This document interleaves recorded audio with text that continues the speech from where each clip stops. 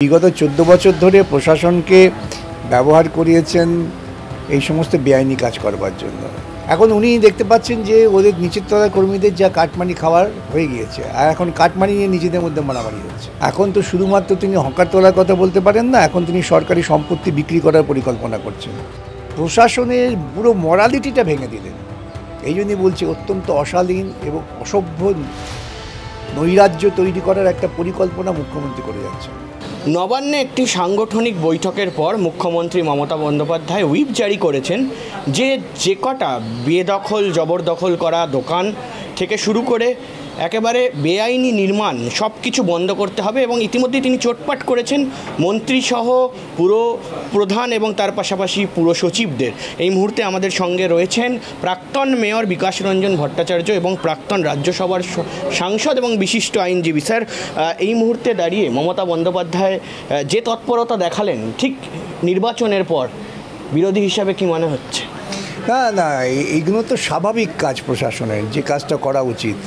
উনি বিগত 14 বছর ধরে প্রশাসনকে ব্যবহার করিয়েছেন এই সমস্ত বেআইনি কাজ করবার জন্য। এই যে এত ব্যাপক হকাররা বসে গিয়েছে, পিজি হসপিটাল থেকে শুরু করে হরিশ মুখার্জি রোড পুরো, আমি যখন ছিলাম তখন পরিষ্কার করে দিয়েছিলাম যে এই হাসপাতালের আশেপাশে থাকবে না। এই সব বসিয়েছে তৃণমূলীরা। গড়িয়াহাটে দিনের পর দিন রাস্তা দখল হয়ে গেছে। আমার সময় করেছিলাম যে 1/3 বসবে, 2/3 সবার জন্য খোলা থাকবে। তো ওরা আসার পর তো একদম ছাউনি দিয়ে প্লাস্টিক দিয়ে একেবারে যৌতুগৃহ বানিয়ে রেখেছে। এখন উনি দেখতে পাচ্ছেন যে ওদের নিচের তলার কর্মীদের যা কাটমানি খাওয়ার হয়ে গিয়েছে, আর এখন কাটমানি নিয়ে নিজেদের মধ্যে মারামারি হচ্ছে। অতএব নিজেদের মধ্যে মারামারি কাটমানি বন্ধ করতে গেলে পরে ওকে কিছু কড়া পদক্ষেপের ব্যবস্থা করতে হবে। ওর তো উচিত ছিল পুলিশ মন্ত্রী হিসেবে, উনি বলছেন পুলিশের সহযোগিতা এগুলো হয়েছে। কোন পুলিশ অফিসারের বিরুদ্ধে ব্যবস্থা নিয়েছেন? যেটা আইনত করা উচিত। লোককে ডেকে ধমক দেওয়াটা অসভ্যতা, এটা অশালীনতা, এটা কোনো আইনি পরিধির মধ্যে পড়ে না। কেন ওর বোঝা উচিত যে উনিও যেমন দ্বিতীয় স্তরের সরকার সংবিধানসম্মতভাবে, এই পুরসভাগুলো কিন্তু তৃতীয় স্তরের সরকার। এবং বাম আমল থেকে এই যে গণতান্ত্রিক বিকেন্দ্রীকরণ হয়েছিল গণতন্ত্রের স্বার্থে, তারই প্রতিফলন হিসেবে সংবিধান সংশোধিত হয়েছিল।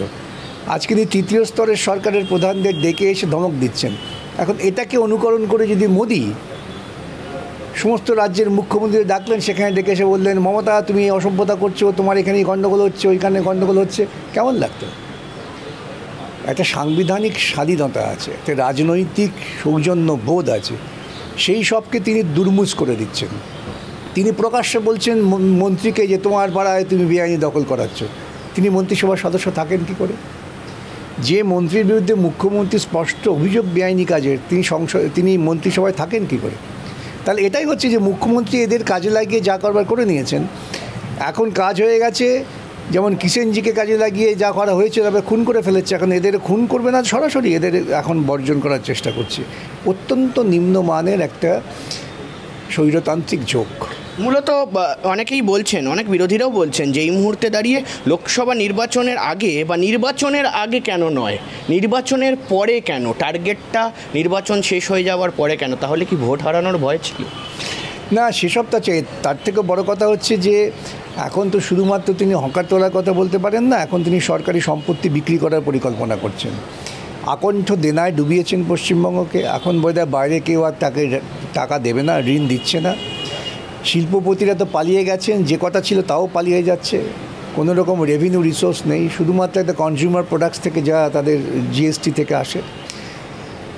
এই যে সম্পূর্ণভাবে ভাড়ার শূন্য হয়ে গেছে, টাকা আসবে কোত্থেকে? টাকা আসার জন্য সরকারি সম্পত্তি বিক্রি করো। সরকারি সম্পত্তি বিক্রি করতে গেলে বিভিন্ন জায়গায় সম্পত্তি বেদখল করে বসে আছে তৃণমূলীরা। তারা দখল করার সময় কাটমানি নিয়েছিল, এখন এই ছাড়ার সময় আরেক রাউন্ড কাটমানি হবে। এখানে মুখ্যমন্ত্রীর সুন্দর পরিকল্পনায় তৃণমূলীদের যাওয়ার আগে উনি বুঝতে পারছেন যাওয়ার দিনে আসছে, যা পারো খেয়েও নাও ভাই, ব্যবস্থা করে দিচ্ছি। এইটারই পরিকল্পনা এটা। সূত্র মারফত আরও একটি খবর আমরা পাচ্ছি, এই মুহূর্তে দাঁড়িয়ে পশ্চিমবঙ্গে অনেক ওয়ার্ড, কলকাতায় অনেক ওয়ার্ড রয়েছে এবং তার পাশাপাশি পশ্চিমবঙ্গের বিভিন্ন পুরসভায় তৃণমূল কংগ্রেস এবারের লোকসভা নির্বাচনে পিছিয়ে রয়েছেন। সেই জায়গায় সিপিএম বা বিজেপি তারা সেই সব ওয়ার্ড থেকে লিড পেয়েছে। তারপরেই ঠিক পুরপ্রধান কাউন্সিলরদের আক্রমণ মুখ্যমন্ত্রীর। এটা তো করে উনি তো আরও সর্বনাশ করলেন।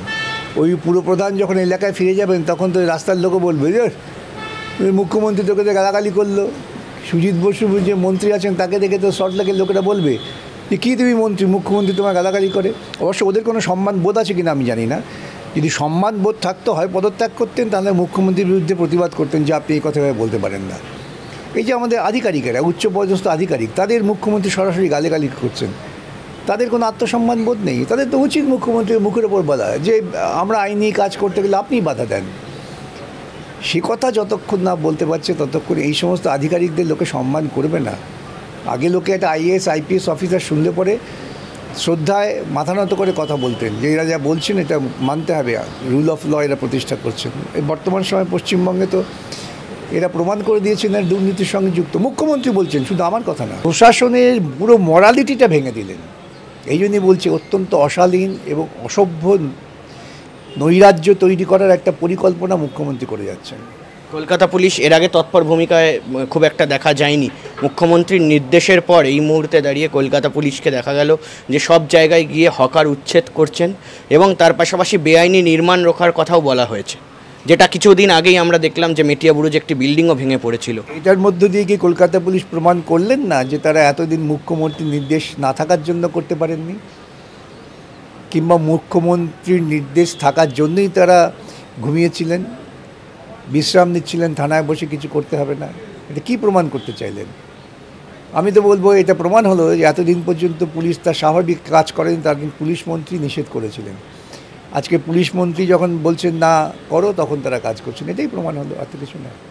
সূত্র মারফত আরও একটি খবর পাওয়া যাচ্ছে যে এই মুহূর্তে দাঁড়িয়ে হকার যাদের উচ্ছেদ করা হয়েছে বা বিভিন্ন জায়গায় আমরা যদি বাইপাসের ধার দিয়ে যাই কোনো সময়, তখন দেখি যে তাদেরকে এক একটা করে দোকান বানিয়ে দেওয়া হয়েছে, নীল সাদা রঙের রং করা রয়েছে।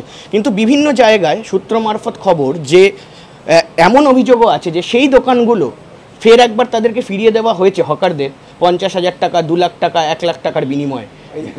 লোকাল নেতারা টাকা খেয়েছেন। আমি যে বললাম যে এটা হচ্ছে আরেকটা কাটমানি উপার্জনের রাস্তা, যে আমার কথাই তো মিলে যাচ্ছে আপনাদের সূত্রের সংবাদ মারফত, এবং এই হকাররা আগামী কয়েকদিনের মধ্যে আবার এখানে ফিরে আসবে। প্রচুর হকার মানুষজন নিজেরা ব্যবসা করে খাচ্ছেন, তো সেই জায়গায় তাদেরকে হঠাৎ করে উচ্ছেদ করে দেওয়া, এটা কি তাদের পেটে টান পড়বে না কোথাও গিয়ে? বা তাদের জন্য কি ব্যবস্থা করা উচিত আপনার মনে হয়? দেখুন, কলকাতা শহর কেন, পৃথিবীর কোনো শহর থেকেই হকারকে একেবারে নির্মূল করা বা উচ্ছেদ করা যায় না। পার্লামেন্ট একটা আইন করেছেন, সেই আইনটাকে যদি যথাযথভাবে কার্যকর করা হয় তাহলে কি দেখবেন যে হকাররাও তাদের জীবন জীবিকা টিকিয়ে রাখতে পারবেন এবং যারা পথ চলা করেন তাদেরও সুবিধা হবে।